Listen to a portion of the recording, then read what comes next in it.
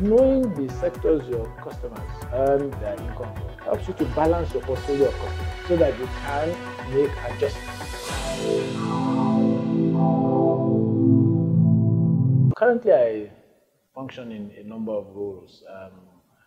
I run a small consulting company. I'm the CEO of a company called KainosEdge Consulting. It's a management consulting firm. It's about 5 years old. But most people know me from my days teaching at the business school. I still teach at the business school, but now I'm an adjunct member of the faculty of the business school rather than for the last 20 years or thereabouts when I was a full-time member of the faculty. Now, beyond teaching and what I do in consulting, I've also done public policy. Um, in 2017, I left after 8 years, well, 2 terms, which is what the law provides for, of being a member of the Monetary Policy Committee of the Central Bank of Nigeria. And before then, I had the pleasure or the privilege of being on the economic team or economic management team of President Yaradua. Now, let me say this for clarity, because the economic team at the time had 2 levels. So we were the junior, we were the operational, and there was a more executive level above us. So yes, so I've spent, as I said earlier, about 2 decades teaching at the business school. And I'm a macroeconomist. In other words, I look at the economic environment in the aggregate. And one of the things that teaching at the business school took me to understand is how the economic environment affects business. Now, and I've spent, as I say, quite a long time reflecting on this.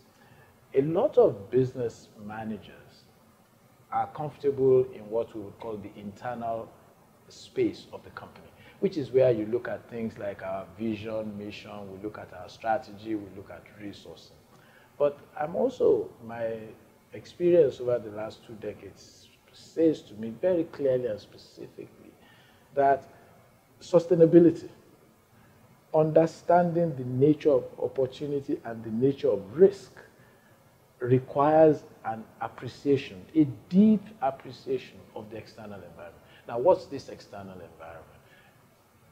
There's a global dimension, because increasingly we talk about a global village. Notwithstanding the pushback to globalization, I'm one of those who firmly believes that globalization is here to stay. And especially where we are looking now at technology, the 4th industrial revolution, in Internet of Things and the like, it simply tells me that notwithstanding the seeming pushback by what I call nationalist sentiment, the overpowering economics of it says to me, we will continue to be a global village. So global issues, global events, global rules are part of the external environment that businesses must understand. These global impulses affect national policy. And for me, national policy in 3 buckets: regulatory policy, monetary policy, and fiscal policy. And then the other 2 dimensions of this external environment is, what do you know about your customers? And what do you know about your competitors? In my view, we spend a lot of time trying to appreciate or indeed compete against other firms, yeah, who we don't understand, who we haven't spent enough time appreciating their strategic objectives, and therefore do those strategic objectives actually make them the right benchmarks or competitors for us? In addition to that, we also don't spend quite enough time understanding our consumers or our customers.